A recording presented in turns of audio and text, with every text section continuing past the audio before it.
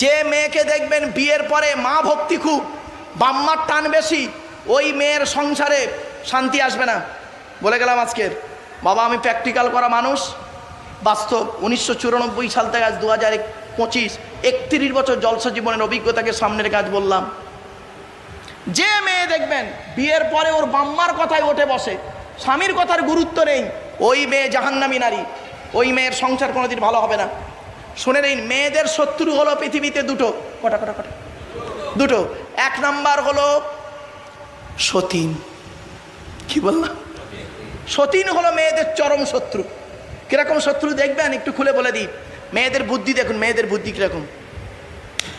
স্বামী মরে যায় যাক, সতীন তো বিধবা হলো। বুঝতে পারেনি না? ও নিজে যে বিধবা হয়ে গেছে ওর খেয়াল নেই, সতীন বিধবা হয়েছে, খুব খুশি।